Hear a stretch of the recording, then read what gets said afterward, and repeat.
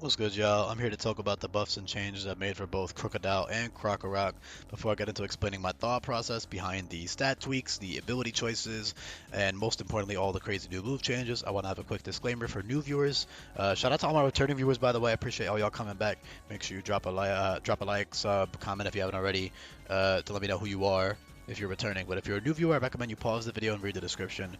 It's got a bullet point list explaining all of the thoughts, about the ROM hack and it'll just kind of give you a lot of context and background info. So make sure you read that if you haven't already. It's got a bullet point form list. And when you're done with the video, you can check out all my other ones. Most importantly, I would say check out the Google Sheet link down below. It's got all the moves organized in great detail because the moves are literally the backbone of how this game is balanced. So definitely make sure you give all that a look when you're done. So, Krookodile and Krokorok. So, Krokorok is now kind of his own little option over Krookodile. I do this with a lot of Pokemon, especially like three stagers where like the mid stage has like his own cool vibes to him. Like a lot of people will prefer Krokorok's, I don't know, color scheme or overall like body shape or design to Krookodile. I'm sure a lot of people do. I've heard that at least. And so I like the idea of Krokorok. Well, number one, it's technically maybe a little bit bulkier with a Violet, although maybe not even that much, honestly, because of the HP. But the main thing is that they have Moxie as opposed to Sheer Force. Well, again, Krookodile is Sheer Force, which is great offensively, and I'm personally not a fan of Moxie or Sweeping, but obviously like Scarf Moxie or Sucker Punch Moxie or Dragon Dance Moxie, all that shit is very good. So if you like that, then you can keep Krokorok. If you would rather have, the versatility of Krookodile, the raw offensive potential, meaning without needing to get a kill first, he just does a shitload of damage with Sheer Force and 132 base attack, then you go for Krookodile. Also, he's naturally much bulkier, he doesn't need to hold a Violet to be bulky, etc., etc. And I just like the idea of that, right? Obviously, Moxie still fits Krookodile. I just like it basically gives them 4 abilities instead of 3 because I really wanted to give them a damage boosting ability that isn't Moxie. And Strong Jaw is gone. If you're wondering what happened to that, that was repurposed in the Mega Launcher. So there's no Strong Jaw to give them. So Sheer Force is the main option there. And of course, I mean, looking at Krookodile, he's like this giant crocodile guy. Sheer Force makes plenty of sense. And he's just very tanky overall, right? Like 105, 90, 80 with Intimidate. He's also got Parting Shot, which I'm very surprised they didn't get in Vanilla, but I guess not. So now they get that, of course, and that's great. Intimidate, Parting Shot's always going to be good. They have Sediment for healing, and then they also have Sand Rush for offense, which is super dope and super cool for like these sand crocodiles, right? Like these desert crocodiles. I think giving them Sand Rush is super sick. And it's just really fun, and I like the idea of it. Also, fun fact, Krokorok has the same attack that Krookodile had in Vanilla.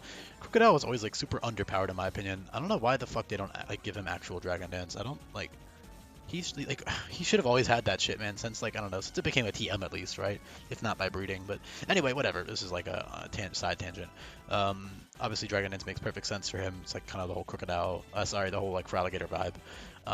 And it's strong for endgame, of course, with Moxie or with Sheer Force. And then Sand Rush is good because essentially instead of having to run like either take a turn to set up with Dragon Dance or run Choice Scarf, which locks you into specific moves, you get straight up like complete freedom over what you click. So you get to stand up with somebody else, and then you can just go crazy with all your coverage and your high base power stabs. You've got tons of coverage like Temper Flare and Stone Edge for 120 power. You've got Earthquake, Hell Thrust, Takedown, Iron Tail, Aqua Tail, which are all 100 power. You've got Rock Slide. You've got all sorts of good shit. And then obviously Sucker is good with Moxie on Krokorok. I already covered the Scarf. Krokorok stuff is really good. It's outspeeds basically everything with the Scarf. Excuse me. So that's good. Battle Cry plus Intimidate is great defensively. Wicked Blow I put earlier than Brutal Swing because despite the fact that Wicked Blow's drawback is that it can't be used twice in a row. So what that means is you can't spam Scarf, Moxie, Wicked Blow. You can't spam Scarf, Wicked Blow in general. It's not Sheer Force boosted. So it's really good. It's really good for like Intimidate or Sand Rush. But Hell Thrust, for example, with Sheer Force is stronger than Wicked Blow. Hell Thrust is 133 power with Sheer Force, while Wicked Blow is only 120, quote unquote only 120. Even Sheer Force Crunch is like 85 times 1.3, which is like a little over 100. 110. Jesus, I can't do math sometimes. It's 110. So, I was thinking of 1.2. That's why. Okay. Yeah. So Crunch is 110 power. You know, your health thrust is even stronger, but it deals recoil, etc. You guys get the idea. Ground sheer force boosted options, their best one is Dig, which sounds bad until you remember that this is a ROM hack. It's not competitive, so you don't have to worry about the AI switching out of your Dig. So it's basically just like a 90 powered ground move with very little drawback, if any. If you're one-shotting, it has basically no drawback, because the AI is never going to switch out of your Dig. But if it's like, I don't know, if it's going to two-shot and they have like a setup move, maybe they'll click it during the turn you're underground. Probably not. So in general, two-turn moves don't really matter in game when you're using them. Like they're not really it's not really a downside at all. So yeah, Dig is strong. It's sheer force. It's 90 times 1.3, which is like what, 118? 90 times 1.3. 117. Oh, it was close. All right. Yeah, so Dig is strong. Sandseer Storm is a really neat move. So it requires a wide lens, and it obviously wasn't made with Krookodile in mind. It's just I just threw it on him because he is like a desert sand ground type. But Sandseer Storm is really good on all types of Pokemon, I get it, but the main drawback is that it requires a wide lens. However, in exchange for holding that wide lens, you get a 90 power priority move that also burns and flinches. So you get a free guaranteed burn on something, you get free chip, you know, from the burn, and plus the 90 base power, plus the flinch, right? So it's free chip, free good damage, free burn. Very, very fun utility move. It can also be kind of broken with Dragon Dance sweeping. If you do like Dragon Dance, wide lens, Moxie, Krokorok, for example, you can like flinch cheese the Quick Claw or the Sash Pokemon and kind of go from there. A bit cheesy. So it can be used in that regard, but I would say mostly it's intended as like a defensive utility tool or like an offensive utility tool. Like for example with Intimidate plus Sandseer Storm, you can come in, click Wide Lens, burn something, click Wide Lens, Sandseer Storm, and burn something for free with the Intimidate drop, right? So I think that's pretty sick. And you could even Parting Shot out, and now they're completely crippled, right? So cool stuff like that you can definitely take advantage of. And in general, it just lets you 1v1 things easier because they're burnt, and again, you do get free damage. So even though, I mean, it's a 90 power move, right? So even though it's only coming off of your low special attack stat, it's still hitting hard, given that it's free damage, assuming you're holding the Wide Lens.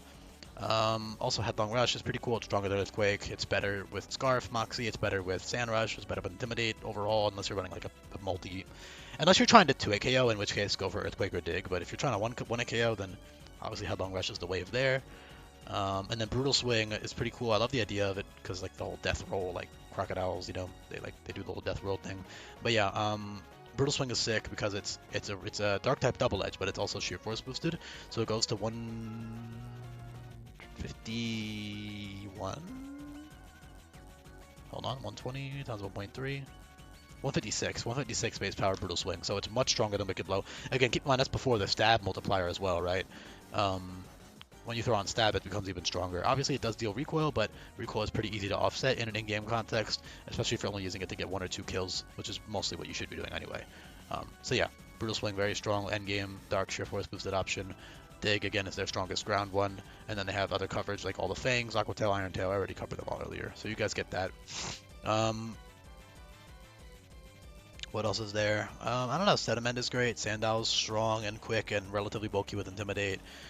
Torment can be good early game. Comeuppance can be good early game. Arcane Fangs is pretty cool. That heals you by 50%. That's an 85 power dragon move. Obviously, all their stab. So another thing that some people might fucking comment, I should have said this earlier, is like the whole why do they have so many little level up moves? That's just by nature of what type of Pokemon they are, right? Like they're physical ground and dark type. Most physical ground and dark type moves are already TMs. As you can see in this disclaimer right here, it says I've designed level ups to not overlap with TMs. I don't know why I'm saying this, bro. If you're 9 minutes and you know this shit. If you didn't, then let me know, I guess, if you made it this far and you didn't know what the fuck I was just talking about with the whole TM thing. I'm sure most of you do. So I'm just going to save my breath and move on. Beat Up is pretty good with Moxie too. That's like because it's a multi-hit, right? It breaks through Focus Sash and stuff. Glare is great defensive utility with Intimidate because Glare will drop attack and special attack and Paralyze. So that's just good with Intimidate. Yeah, that's basically it, man. Versatile, can be used defensively, can be used offensively, can be used speedily. All types of fun ways to abuse them. And they've also got that cool little exclusive Sandseer as well. So yeah, thanks for listening if you made it to the end. I appreciate it very much if you did. Drop a comment, and I'll be back for more coming up. Peace, y'all.